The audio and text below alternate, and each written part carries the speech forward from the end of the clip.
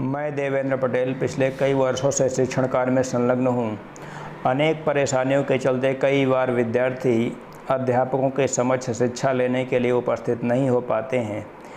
इस समस्या के दृष्टिगत मैंने YouTube पर एक नया प्लेटफार्म DPM क्लासेस के नाम से बनाया है, जिसमें विद्यार्थियों को क्लास के पैरेलल सारी सुविधाएं जैसे लेक्चर, नोट्स, एक्सरसाइज सॉल्विंग सब कुछ टोटल फ्री उपलब्ध कराया जा रहा है। इसका लाभ उठाएं। धन्यवाद। विद्यार्थियों, आज हम क्लास 12th मैथमेटिक्स का तीसरा चैप्टर आव्यूह है और आव्यूह के चौथे पार्ट की शुरुआत करने वाले हैं। इसके पहले 3 पार्ट में आप आव्यूह के बारे में कुछ बेसिक डिफिनीशंस, कुछ बेसिक ऑपरेशंस यानी कि उनका एडिशन, सब्ट्रैक्शन, मल्टीप्लिकेशन, इन सारी चीज़ों की चर्चा आपने कर ली है। आज हम सहखंडज आव्यूह यानी कि पिछली क्लास में मैंने आपको बताया है कि हम आपको बता चुके हैं माइनर्स एंड कोफैक्टर्स। इस प्रकार से माइनर्स एंड कोफैक्टर्स।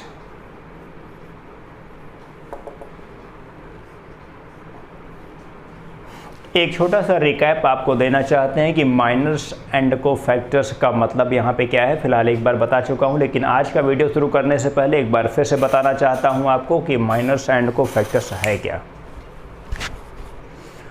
यदि कि हमारे पास एक दिया गया स्क्वायर मैट्रिक्स है -3 4 5 3 2 0 0 1 5, इस प्रकार से ये एक स्क्वायर मैट्रिक्स है।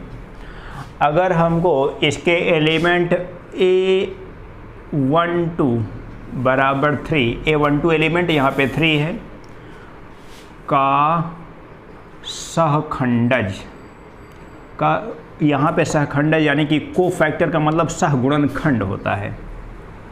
सहगुणनखंड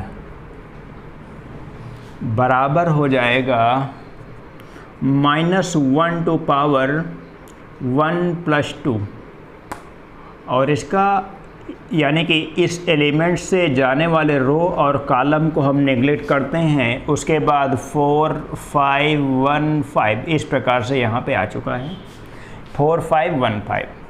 -1 टू पावर 1 + 2 का मतलब ये हो जाएगा -1, और यहाँ पे जो क्वांटिटी आएगी ये 4 5 20 -5, यानी कि ये हो जाएगा -15। A12 यानी कि ये 3 का जो सहगुणनखंड आया वो क्या आया -15। तो अगर मैं कहूँ भाई 0 का सहगुणनखंड आप निकालिए, उसका क्रमांक है A13 बराबर 0 का सहगुणनखंड यानी कि कोफैक्टर। इंग्लिश में लिख सकते हैं आप, cofactor is equal to -1 to power 1 + 3। अब इस 0 से जाने वाला जो रो है वो नेगलेक्ट करेंगे और इसका कॉलम नेगलेक्ट करेंगे। उसके बाद बचता है यहाँ पे 4 2 5 0, यही तो बना। अब ये आप जानते हैं -1 टू पावर एक इवन नंबर हो रहा है यानी कि 4 हो रहा है, तो इसका मतलब इसका मान +1 हो जाएगा, और यहाँ पे हो जाएगा ये 0 -10 यानी कि -10 इसका रिजल्ट हो जाएगा। ये कोफैक्टर ऑफ A13 आपने कैलकुलेट किया इस प्रकार से। आगे हम यहाँ पे बात करने वाले हैं कि आप सहखंडज आव्यूह कैसे निकालेंगे। जैसे आपने देखा कि कोफैक्टर अभी आपने निकाला, माइनर उपसारणिक होता है, और यहाँ पे कोफैक्टर निकालने के लिए मैंने एक विशेष आपको फिर से रिकैप दिया है। अब हम आपको बताने वाले हैं सहखंडज आव्यूह।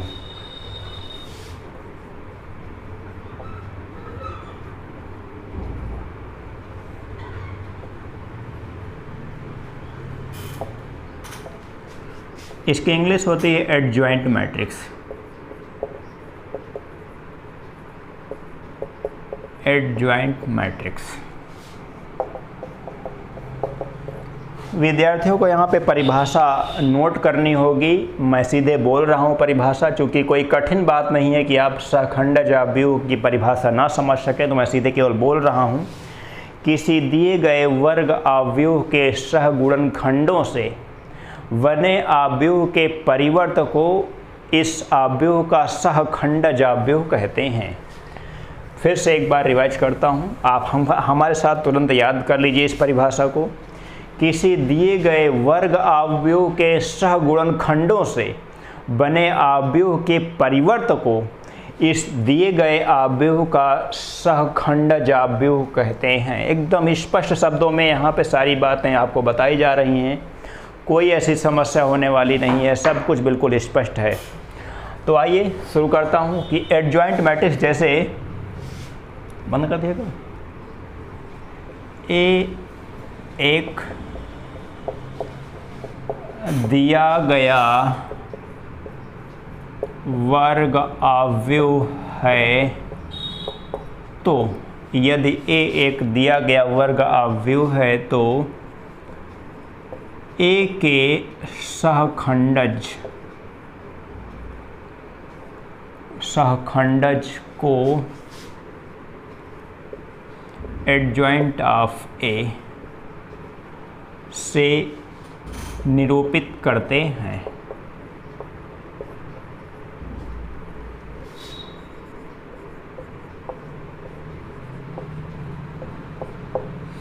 यानी कि एडजॉइंट ऑफ ए सहखंडज अवयव को कैसे रिप्रेजेंट करते हैं, एडजॉइंट ऑफ ए से रिप्रेजेंट करते हैं। एक एग्जाम्पल से पूरी बात स्पष्ट होती है। और जो अभी थोड़ी देर पहले मैंने बताया आपको कि सहगुणनखंड कैसे निकाला जाता है, तो सहगुणनखंड यहाँ पे कैसे ज्ञात करेंगे। Let A is equal to order 3 का ही एक मैट्रिक्स पहले ले रहे हैं यहाँ पे हम, 1 2 3 4 5 6 0 1 9 इस प्रकार से मैंने ले लिया है। एक ऑर्डर 3 का एक मैट्रिक्स मैंने ले लिया है। अब लिखूँगा यहाँ पे ए के सहगुणनखंडों से बना अवयव। कई बार यहाँ पे मैंने देखा है कि अध्यापक बंधु यहाँ पे बहुत लंबा वाला प्रोसेस, यानी कि सभी एलिमेंट्स का अलग अलग यहाँ पे पहले निकालते हैं, कोफैक्टर निकालते हैं, उसके बाद तब फिर मैट्रिक्स में सेट करते हैं। तो उस प्रक्रिया में लिखना बहुत ज़्यादा पड़ता है और कई बार विद्यार्थियों की स्पीड स्लो हो जाती है। तो स्पीड बराबर शुरू से ही आप जो तरीका सीखें वो आपकी स्पीड को निरंतर बनाए रखें, हम वो तरीका आपको बताना चाहते हैं यहाँ पे। तो ए के सहगुणनखंडों से बना अवयव माना बी बराबर, बी यहाँ पे लिख रहा हूँ, आप समझने का प्रयास करें। सबसे पहले इस एलिमेंट का मैं यहाँ पे सहगुणनखंड लेने वाला हूँ, तो इससे जाने वाला रो और इससे जाने वाले कॉलम को निगलेक्ट करते हैं।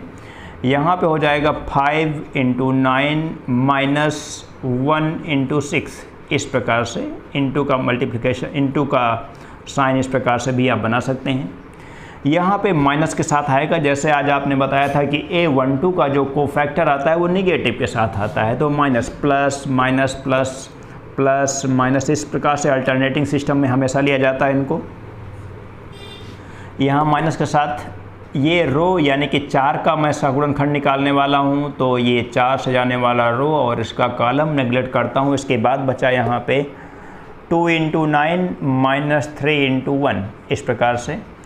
अब यहाँ पे A13 एलिमेंट पे मैं आ रहा हूँ, A13 से जाने वाले रो और कॉलम को नेगलेक्ट करते हैं। उसके बाद 2 × 6 माइनस 3 × 5 ये हुआ। आगे बढ़ेंगे, यहाँ पे निगेटिव के साथ आएगा जो भी एलिमेंट आएगा। A21 पे आ रहे हैं, तो A21 का कोफैक्टर निकालने के लिए A21 से जाने वाले कॉलम और इसके रो को नेगलेक्ट करेंगे, तो बचेगा यहाँ पे 4 × 9 माइनस 6 × 0, यहाँ पे प्लस के साथ आएगा और इसका मैं निकालने वाला ये और ये यहाँ पे नेगलेक्ट करते हैं, तो 1 × 9 माइनस 3 × 0, यहाँ पे फिर से निगेटिव के साथ आने वाला है। तो यहाँ पे A23 एलिमेंट है, ये A23 है तो निगेटिव आएगा यहाँ पे। कल मैंने पॉजिटिव और निगेटिव होने का नियम आपको बता रखा है। तो A23 से जाने वाला यानी कि 1 से जाने वाले रो और कॉलम को नेगलेक्ट करेंगे, तो यहाँ पर 1 × 6 माइनस 3 × 4 इस प्रकार से आ गया। आगे बढ़ता हूँ, इससे जाने वाले कॉलम और रो को, यानी कि ये A31 एलिमेंट है, A31 की वैल्यू यहाँ पे 3 है, 3 से जाने वाले कॉलम और रो को निगलेक्ट करेंगे तो यहाँ पे मिलेगा 4 × 1 - 5 × 0, यहाँ पे निगेटिव के साथ आएगा। इससे जाने वाले रो और कॉलम को निगलेक्ट करेंगे, ये हो जाएगा 1 × 1 - 2 × 0।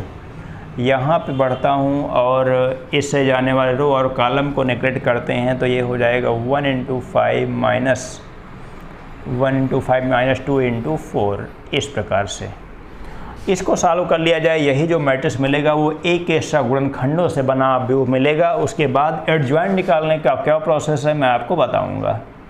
दिस इम्प्लाई V =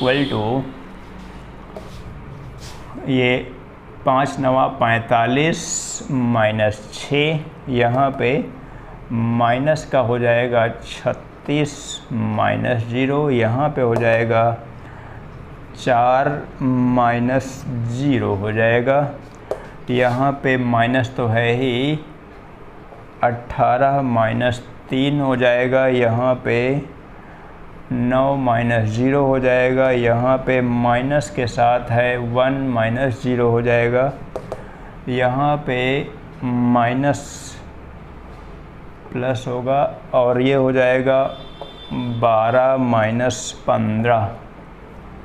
इस प्रकार से ये हो जाएगा, यहाँ पे माइनस रहेगा और ये हो जाएगा 6 - 12। यहाँ पे आ जाएंगे हम लोग 5 - 8। इस प्रकार से इसको और सॉल्व करेंगे हम।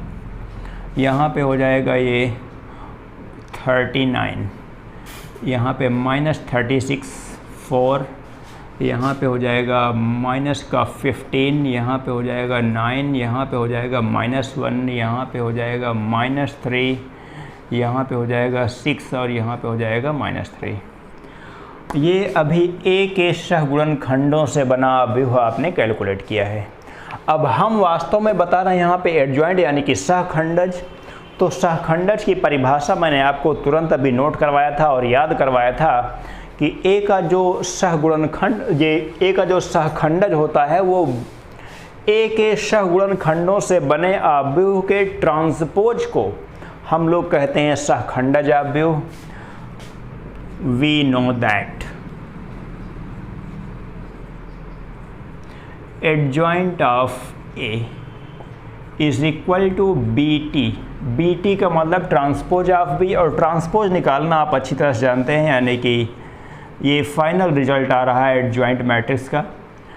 यहाँ पे पहले कॉलम को पहला रो बनाता हूँ, 39 - 36 4 -15 9 -1 -3 6 -3। इस प्रकार से ये एडजॉइंट ऑफ A का फाइनल रिजल्ट है। इसके बाद मैं ऑर्डर 2 के एक एडजॉइंट बताऊंगा और उसके बाद बताने वाला हूं सीधे इन्वर्स मैट्रिक्स। विद्यार्थी इसको नोट कर लें। हम इसके बाद अभी आपको ऑर्डर 2 का एडजॉइंट मैट्रिक्स बताने वाले हैं। वो बहुत छोटा होता है, आप समझ सकते, कोई ऐसी समस्या नहीं है। ऑर्डर 2 का लेट A = यहाँ पे 3 4 -1 -2, इस प्रकार से हमने ले लिया है। अब यहाँ पे सबसे पहले A के सहगुणनखंडों से बना आप व्यू निकालेंगे। A के, ये वास्तव में मैं सीधे डायरेक्ट ट्रिक पे भी बता सकता हूँ, लेकिन विद्यार्थियों को सबसे पहले, चूँकि 12th लेवल स्टैंडर्ड को जब विशेष ध्यान दिया जा रहा है तो विद्यार्थियों को सीधे सीधे सबसे छोटे तरीके से बताया जा रहा है यहाँ पे, जिससे कि विद्यार्थी सीख सके अच्छी तरीके से। A के सहगुणनखंडों से बना आव्यूह माना B है, तो B बराबर क्या हो जाएगा भाई, इस A11 का जो कोफैक्टर होगा वो इससे जाने वाले रो और कॉलम को नेगलेक्ट करेंगे और यहाँ पे आ जाएगा -2 देख रहा हूँ, यहाँ माइनस के साथ आता है और इस एलिमेंट से जाने वाले रो और कॉलम को नेगलेक्ट करेंगे, उसके बाद आ जाएगा यहाँ पे -4। यहाँ पे माइनस के साथ आता है जो भी आता है। अब इस 4 का कोफैक्टर निकालने के लिए इससे जाने वाले कॉलम और रो को नेगलेक्ट करते हैं तो सीधे मिल रहा है यहाँ पे -1। यहाँ पे A22 एलिमेंट का कोफैक्टर आप जानते हैं प्लस के साथ आएगा, तो यहाँ पे सीधे सीधे हो जाएगा ये 3। इसको सॉल्व कर लीजिए, -2, 1, -4 और 3। ये तो A के सहगुणन खंडों से बना अवयव आपको मिला है। अब A के सहगुणन खंडों से बने अवयव के बाद हमको सहखंडज अवयव यानी कि एडजॉइंट ऑफ A हमको चाहिए। और हम जानते हैं पिछले क्वेश्चन में भी हम बता रखे हैं आपको, this imply adjoint of A is equal to BT, यानी कि जो B आपने निकाला उसका ट्रांसपोज का मतलब आप जानते हैं कॉलम को रो में आप सीधे सीधे इंटरचेंज करेंगे, तो -2, 1 इसका फर्स्ट रो हो जाएगा, -4 और 3 ये इसका सेकेंड रो हो जाएगा। यही इसका रिजल्ट हो जाएगा, यानी कि एडजॉइंट हो जाएगा। अब आप ध्यान दें कि 3, -1, 4, -2 का जो एडजॉइंट फाइनल निकल के आया है वो -2, 1, -4, 3 आया है। कहने का मतलब ये हुआ कि ये सीधे सीधे बहुत आसान है, कोई ऐसी समस्या नहीं होती है आपके लिए। इसको यहाँ ट्रांसफ़र कर लीजिए और ये दोनों को, कहने का मतलब इन सब को सीधे सीधे ट्रांसफ़र करने से जो भी आपके पास निकल के आएगा, ये डायरेक्ट टेक्निक होती है इसकी। आप खुद ही देख लीजिए, यहाँ पे -2 है, यहाँ पे 3 है, यहाँ पे -2, यहाँ पे 3 है, यहाँ पे 4 है, यहाँ पे -1 है। यहाँ पे निगेटिव के साथ उन तत्वों को उसी जगह पे लिखा रहने देते हैं बस केवल।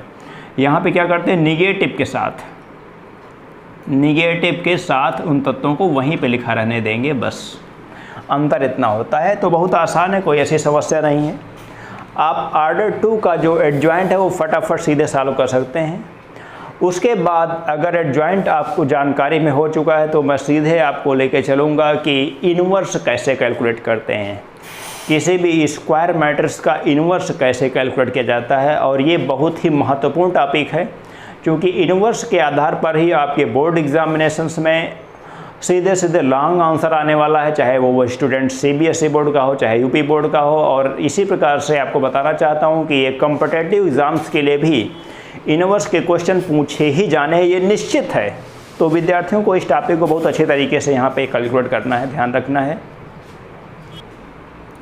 वर्गावयव के प्रतिलोम के लिए सबसे पहले एक डेफिनेशन आपको समझाना चाहता हूँ कि वास्तव में इन्वर्स मैट्रिक्स है क्या चीज़। तो आपको समझना है यहाँ पे, यदि किसी दिए गए वर्ग अवयव A के लिए, यदि किसी दिए गए वर्ग अवयव A के लिए एक ऐसा अवयव जिससे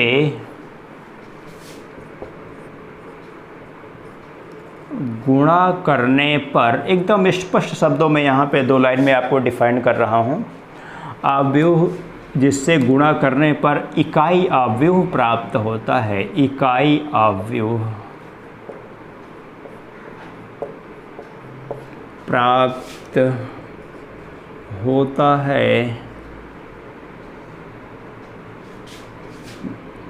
होता है, वह दिए गए अवयव का प्रतिलोम कहलाता है, प्रतिलोम कहलाता है। अब यहाँ पे प्रतिलोम का मतलब आपको समझना है कि यदि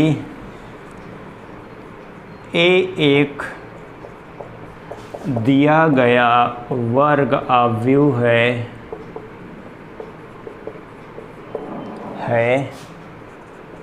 तो इसके प्रतिलोम यानी कि इन्वर्स, तो इसके प्रतिलोम को A⁻⁻1 से निरूपित करते हैं,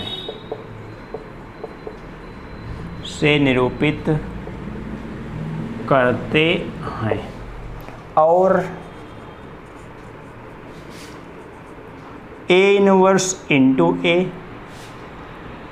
बराबर A इंटू A इन्वर्स बराबर I।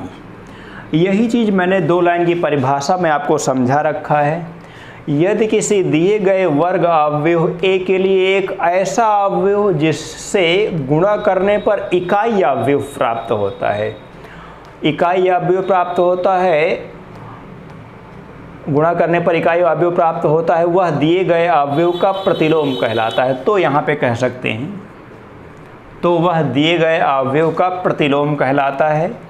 हमने देखा यहाँ पे कि अगर a एक दिया गया वर्ग अवयव है और इसके इनवर्स को हम a की पावर -1 से रिप्रेजेंट कर रहे हैं, तो a inverse into a is equal to a into a inverse is equal to i का मतलब यहाँ पे मैंने आपको बता रखा था इकाई अवयव, ठीक है ना। और इकाई अवयव को मैं आपको फर्स्ट पार्ट में डिफाइन कर चुका हूँ बहुत अच्छी तरीके से, कोई ऐसी समस्या नहीं है। ये एक ऐसी डिफिनेशन है जो कि एलिमेंट्री मेथड कहा जाता है, यानी कि प्रारंभिक संक्रियाओं के जरिए हम वर्ग अवयव का प्रतिलोम कैसे ज्ञात कर सकते हैं। ये तो डिफिनेशन यहीं से निकल के आएगी, लेकिन आपको बहुत अच्छे तरीके से यहाँ पे समझाना चाहता हूँ। विद्यार्थियों को थोड़ा सा मैच्योरिटी आनी चाहिए, क्योंकि अब सीधे सीधे रटे रटाए तरीके से आपको मैथमेटिक्स नहीं पढ़ना होगा। अब आपको थोड़ा सा कॉन्सेप्ट समझना होगा कि मैथमेटिक्स में कॉन्सेप्ट कैसे चलते हैं, और बहुत इत्मीनान से चलना होगा, कोई जल्दबाजी नहीं करनी होगी आपको यहाँ पे। तो ये अभी आपने डिफिनीशन देखी है। मैं इसका एक अलग पार्ट बनाने वाला हूँ कि एलिमेंट्री मेथड के जरिए आप कैसे किसी भी वर्ग अवयव का यहाँ पे ये इन्वर्स ज्ञात कर सकते हैं। मैं आपको एक अलग पार्ट बनाऊँगा इसका, वहाँ पे मैं बताऊँगा। हो सकता है आधे घंटे का वो पार्ट बनने वाला हो आपका, लेकिन आज हम जो आपको बताने वाले हैं वो बिना एलिमेंट्री मेथड के, यानी कि सीधे फार्मूला बेस कैसे आप फटाफट इन्वर्स निकाल सकते हैं, कोई ऐसी समस्या नहीं है। तो सबसे पहले मैं इन्वर्स निकालने का जो फार्मूला वाला तरीका मैं उसको यहीं पे लिखता हूँ। यहाँ A inverse is equal to adjoint of A upon determinant of ए।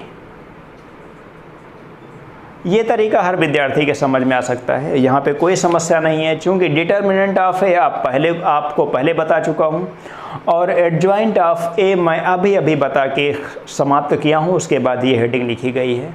तो मैं एक वर्ग अवयव लेने वाला हूँ जिसका मैं सीधे इन्वर्स निकाल के आपको बताने वाला हूँ। पहले ऑर्डर 3 का ही एक आसान सा मैट्रिक्स लेने वाले हैं जिसका कि मैं यहाँ पे इन्वर्स ज्ञात करके बताने वाला हूँ। बहुत अच्छा है, कोई ऐसी समस्या नहीं है, बहुत मज़ा आने वाला है। यहाँ पे एक एग्जाम्पल ले रहा हूँ आपके लिए।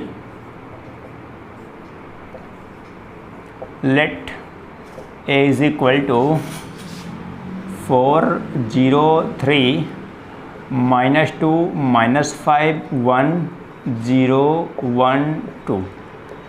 ये एक ऑर्डर 3 का एक स्क्वायर मैट्रिक्स आपके सामने है। तो मैंने कहा कि सब कुछ बहुत आसान है। यहाँ पे सबसे पहला काम डिटर्मिनेंट ऑफ ए निकाल सकता हूँ मैं यहाँ पे। This imply determinant of A is equal to, ये तो आप जानते हैं 4। हम इसका ये R1 यानी कि पहली पंक्ति के सापेक्ष हम इसका डिटर्मिनेंट वैल्यू निकालना चाहते हैं। तो इस प्रकार से लिख रहे हैं 4, ये 4 से जाने वाला रो और कॉलम नेगलेक्ट करेंगे, -5 × 2 माइनस हो जाएगा यहाँ पे 1 × 1 +2, चूँकि माइनस यहाँ पहले से तो +2 हो जाएगा। 2 के साथ यहाँ पे 2 से जाने वाले रो और कॉलम को नेगलेक्ट करेंगे, 0 × 2 -3 × 1 इस प्रकार से, और +0 के साथ जो भी आएगा वो तो 0 बना देगा। उसको लिखने की आवश्यकता यहाँ पे फ़िलहाल मुझे नहीं है, लेकिन स्टूडेंट्स लिखेंगे अपनी कॉपी पे। यहाँ पे हो जाएगा 4 और ये हो जाएगा -10 -1 +2 के साथ क्या हो जाएगा 0 -3 और ये प्लस का 0 है यहाँ पे। आगे बढ़ता हूँ, ये हो जाएगा -44 और ये हो जाएगा -6, ये हो जाएगा -50, यानी कि डिटर्मिनेंट ऑफ ए आपने बड़ी आसान तरीके से यहाँ पे कैलकुलेट किया है। अब डिटर्मिनेंट ऑफ ए के बाद हम एडजॉइंट ऑफ ए निकालने वाले हैं। एडजॉइंट ऑफ ए निकालने के लिए हम सबसे पहले ए के सहगुणनखंडों से बना अवयव निकालेंगे। अब ए के सहगुणनखंडों से बना अवयव, इसको हम b रिप्रेजेंट कर सकते हैं यहाँ पे। b इज इक्वल टू फटाफट काम करते जाते हैं। यहाँ पे ये 4 का सगुणनखंड निकालने वाला हूँ, तो 4 से जाने वाले रो और कॉलम को नेगलेक्ट करूँगा, तो उसके बाद हो जाएगा यहाँ पे -10 -1। यहाँ पे जो भी आएगा नेगेटिव के साथ आएगा। इस एलिमेंट का कोफैक्टर, इससे जाने वाले रो और कॉलम को नेगलेक्ट करूँगा, तो ये हो जाएगा 0 -3। इस एलिमेंट का कोफैक्टर निकालने के लिए इससे जाने वाले रो और कॉलम को नेगलेक्ट करूँगा, तो यहाँ पर 0, और यहाँ पे माइनस आता है तो प्लस हो जाएगा, plus minus minus minus plus हो जाएगा। यहाँ पे 15, यहाँ पे फिर से माइनस के साथ आता है। इसका कोफैक्टर का मतलब इसका कॉलम और इसका रो नेगलेक्ट करता हूँ, तो सीधे सीधे -4 -0 होता है। आगे बढ़ूँगा इस एलिमेंट्स के लिए, इससे जाने वाले रो और कॉलम को नेगलेक्ट करूँगा, तो ये हो जाएगा 4 दूनी 8 -0। यहाँ पे फिर से माइनस के साथ आने वाला है। इससे जाने वाले रो और कॉलम को नेगलेक्ट करूँगा, तो ये हो जाएगा 4 + 6 हो रहा है। आगे बढ़ूँगा इस प्रकार से, इस एलिमेंट का कोफैक्टर निकालने के लिए इससे जाने वाले रो और कॉलम को नेगलेक्ट करूँगा और इस प्रकार से मल्टीप्लाई करूँगा कि -2 -0 हो रहा है। यहाँ पे इस एलिमेंट्स के साथ नेगेटिव आ जाता है सबसे पहले, तो इससे जाने वाले रो और कॉलम को नेगलेक्ट करूँगा, तो हो जाएगा 4 -0। इसके बाद यहाँ पे फिर से प्लस के साथ ही आएगा लास्ट एलिमेंट। ये 3 एलिमेंट होता है, हमेशा पॉजिटिव के साथ ही आता है, तो इससे जाने वाले रो और कॉलम को नेगलेक्ट करूँगा, तो हो जाएगा -20 -0। यहीं पे छोटी सी जगह ले लेता हूँ, = -11, यहाँ पे 4, यहाँ पे -2, यहाँ पे 3, यहाँ पे 8, यहाँ पे -4, इस प्रकार से, और यहाँ पे 15, यहाँ पे -10, यहाँ पे -20।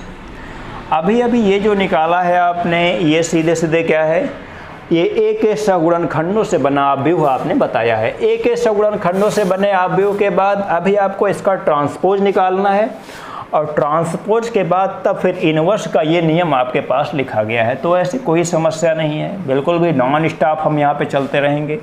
सीधे आगे बात करने वाले हैं। This imply adjoint of A = BT, transpose of B। Transpose निकालना आप अच्छी तरह से जानते हैं।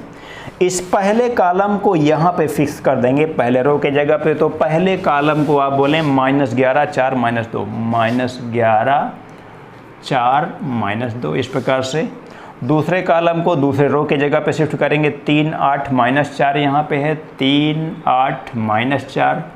तीसरे कॉलम को तीसरे रो के जगह पे शिफ्ट करेंगे, 15 -10 और -20, 15 -10 और -20, इस प्रकार से निकल के आया है। ये एडजॉइंट ऑफ A हो गया। एडजॉइंट ऑफ A के बाद आप जानते हैं A इनवर्स। नाउ ये फाइनल रिजल्ट आपका आने वाला है। A इनवर्स = फार्मूला तो आपके सामने है ही, adjoint of A upon determinant of A। Determinant लिखने का तरीका यहाँ पे इस फार्मूले में सेट करने का तरीका आपको बताना चाहता हूँ।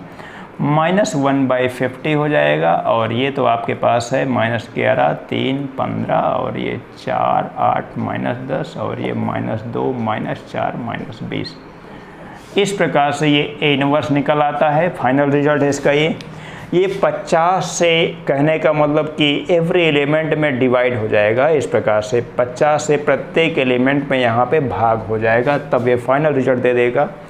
तो यहाँ पे इनवर्स का पूरा चैप्टर, यानी कि इनवर्स मैंने आपको बता दिया ऑर्डर 3 का। ओके, हम यहाँ पे एक्सरसाइज की शुरुआत करने वाले हैं। मैट्रिक्सेस के लगभग सभी बेसिक रूल्स आपको बता चुका हूँ। अगर इसके अलावा कहीं कुछ मिलता है तो फिर से आपको बताता रहूँगा, लेकिन फ़िलहाल एक्सरसाइज 3E हमारे पास है यहाँ पे। इसके पहले की जो एक्सरसाइज है विद्यार्थी सॉल्व कर सकते हैं, कोई ऐसी समस्या नहीं है।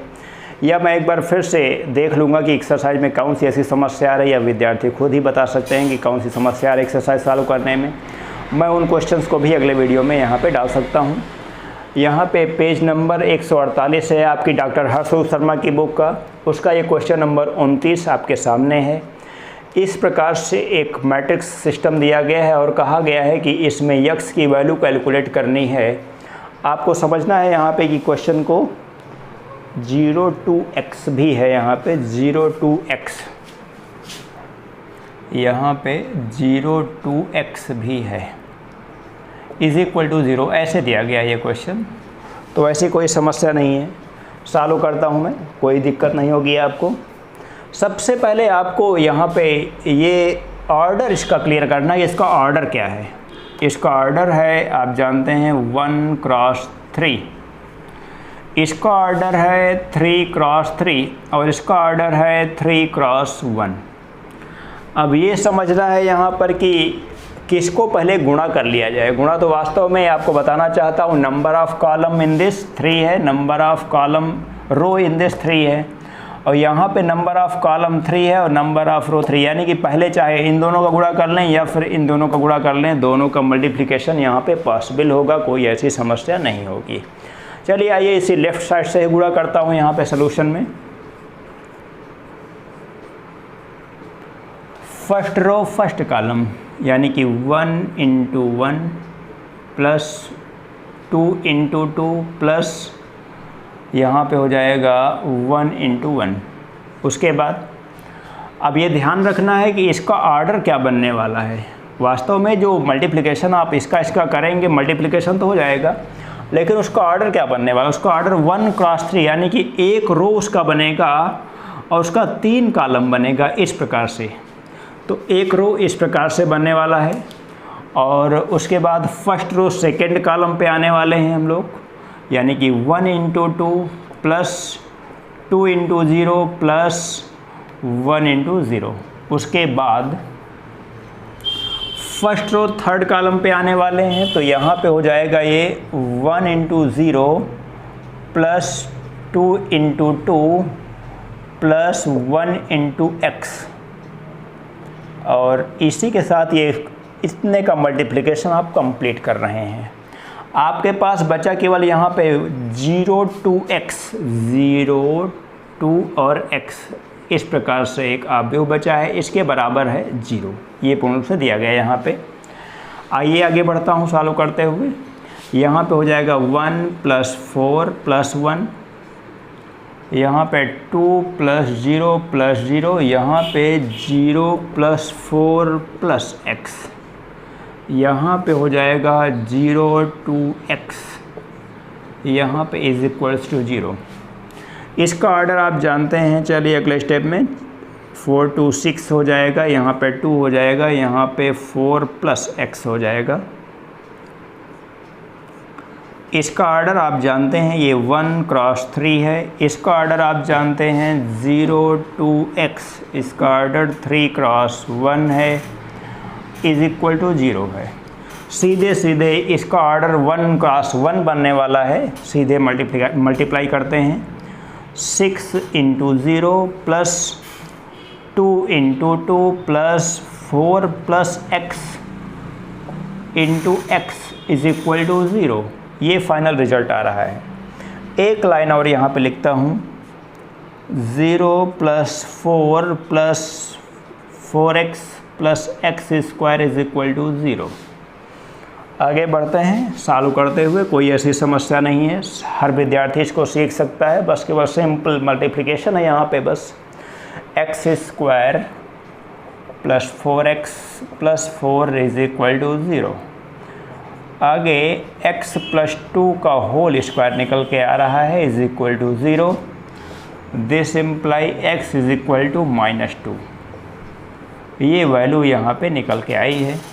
ये क्वेश्चन नंबर 29 यहाँ पे कंप्लीट होता है। आप चाहें तो एक बार फिर से थोड़ा सा रिकैप दे देता हूँ। यहाँ पे ये 3 अवयव मल्टीप्लिकेशन में एक साथ थे और इनके इक्वल 0 कहा गया है। तो हमसे कहा गया था कि इस अवयव निकाय का आप में यक्स की वैल्यू कैलकुलेट कीजिए।